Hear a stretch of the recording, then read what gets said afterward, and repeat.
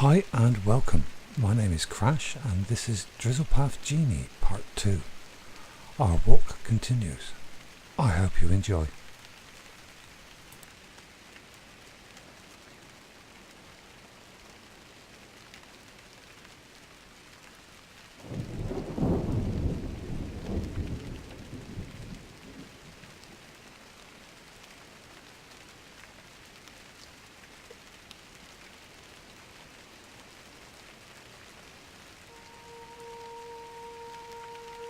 Sapphire phylacteries and emerald filters, ruby crucibles and cobalt cryospheres, all connected with glass tubes and an intricate maze of wonder. I pestered him as he worked. "What is this? What's in this one? What is that?" His answers were always cryptic, only half attentive. With thick glass lenses affixed to his eyes, he rarely looked up from his work. He used words I had never heard before or since, beautiful words I couldn't possibly remember.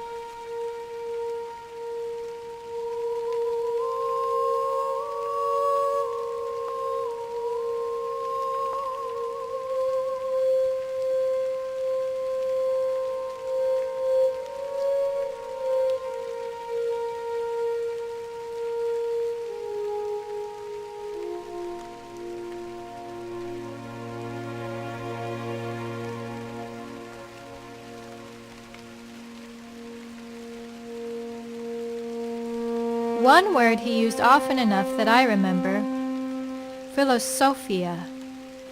He said it meant for love of wisdom. I wondered if he wasn't making up his own language. He picked up a thick square bottle of sky blue and turned it in the light, peering through it. "Dreams are the graven gods of memory, whispers of our world." His thoughts seemed to drift as I noticed a small jar that stood out from the rest. It contained a liquid black as pitch, darker than night without stars.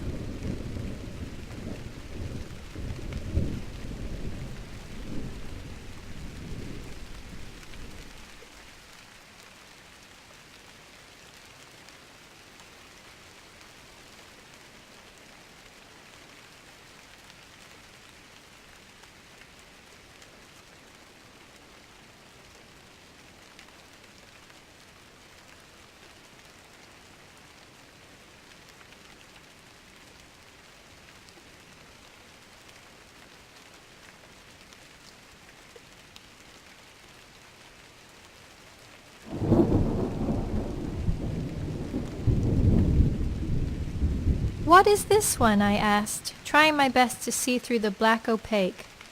"Ah, this one," he said with genuine awe. "This one is special. Though it seems to be void of color, in fact it is every color. It is not just one thing, it is all things." He picked up a feather and dipped the pinion in the black liquid. "While you see opaque nothingness, in truth is infinite possibility." On a piece of starched vellum, he wrote a single word: Genie.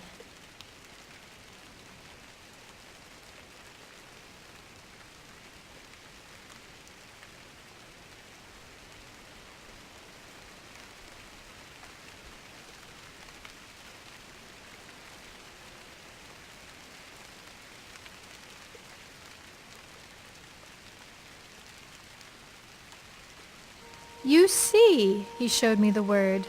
The stone is not a stone. He looked at me as if I should understand, but I clearly did not. He continued writing and said dismissively, "Go home, child. Go to sleep and dream. Ponder the genie. Perhaps then you will have learned something." I left but did not return home. As the sun set, I lay in the tall grass and looked as far as I could into the darkening sky, whispering the word he had written. I slept and dreamed.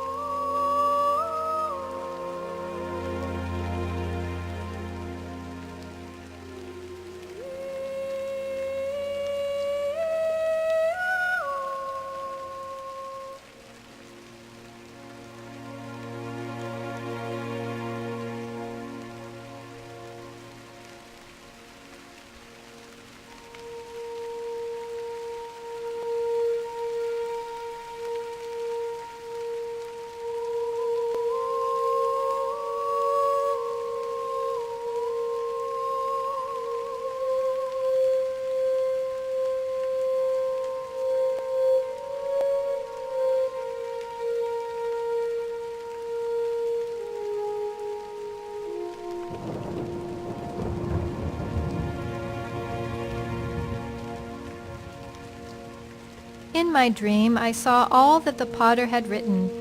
It was not the words I saw, but the meaning of them, as if they were the images themselves, cast upon my sleep in a soft voice. "Shh! Listen," he said. "A great hush is cast upon all that has passed before. There is no greater love than this, to be so taken up, here on the blue plains, these idle ruins crushed softly to sleep, a dry stirring of angel grass and the silence of sunfall."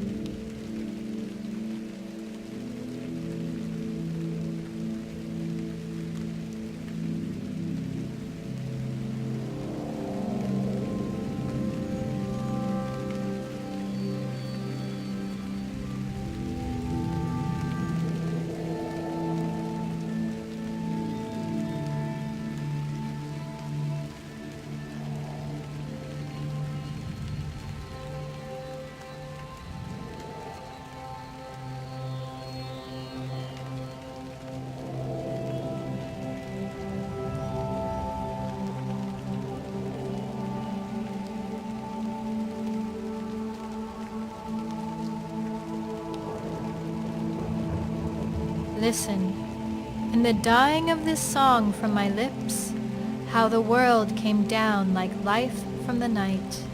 And look, how unlike an angel sits she on high, calculating her potency in the arithmetic of parts.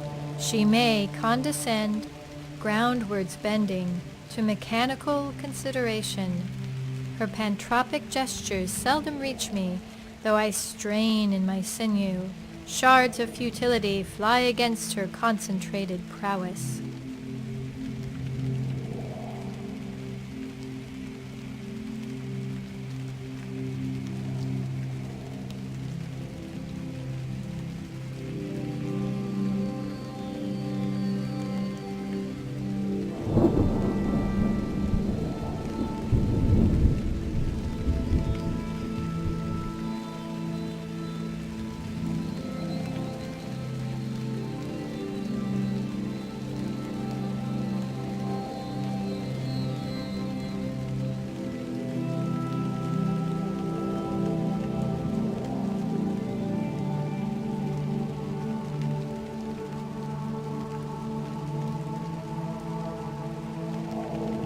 In such open expanses, exhalations anguish over themselves, seizing the mist I had hoped was breath. A forever unfolding deeper than skin, astonished in a swarming hive of stars and constellated light. How she wept for her own sovereignty, the sky stricken in the rictus of her dimensions, her small presence bending, etching glyphs with a willow stick in the sands of my ruin.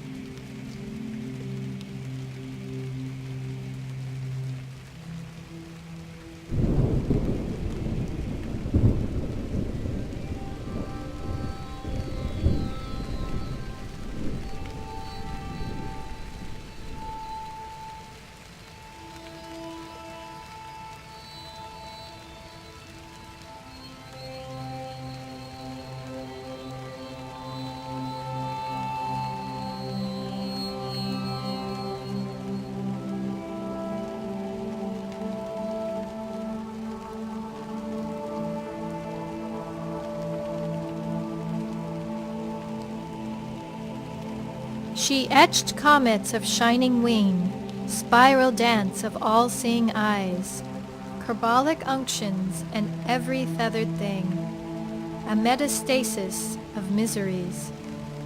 Happiness, her saddest magic, she renders with the pretense of meaning, monstrous and formidable purity.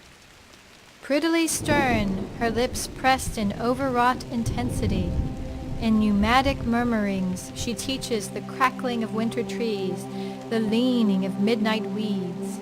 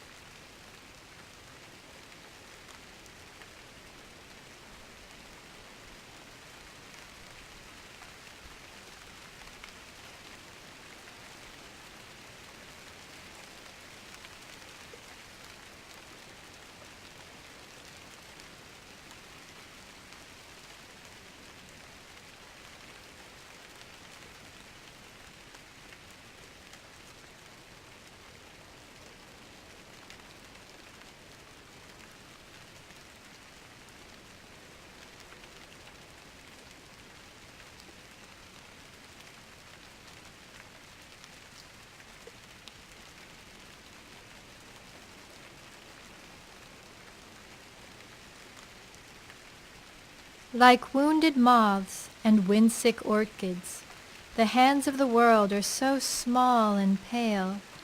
She laments, How sweetly in me once she sang, and how now so high and away. How sound the mountain, still unmoved by me, and I, less than heroic, I strain with self-laid chains across my brow, cast quite down and apart. Gone, ungolden, this paramount overkill of permanent unlasting.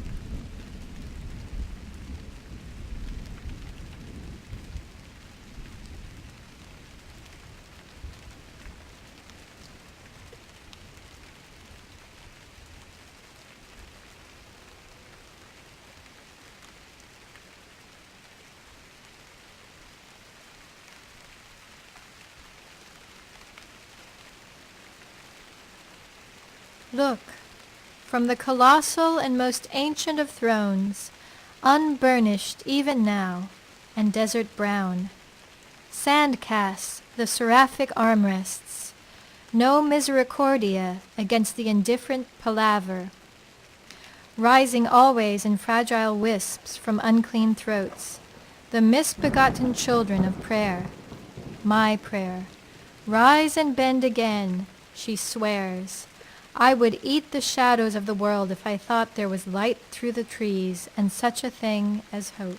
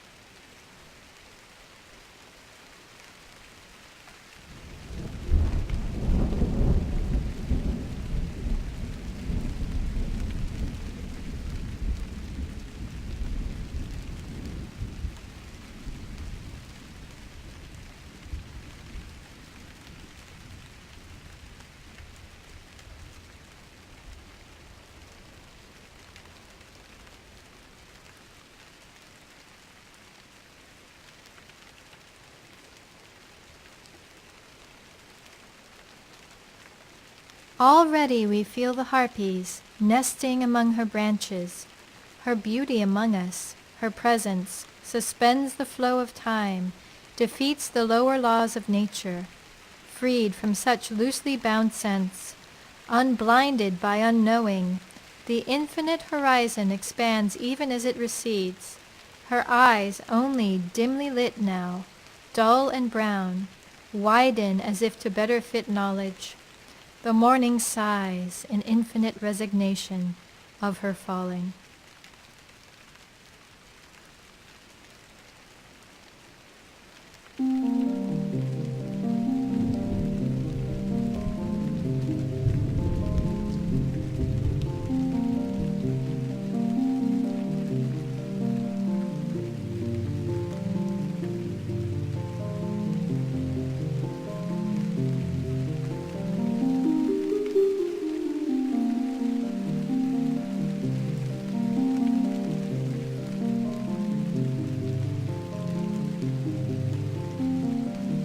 A final bending in the heavy plunge, surging immaculate.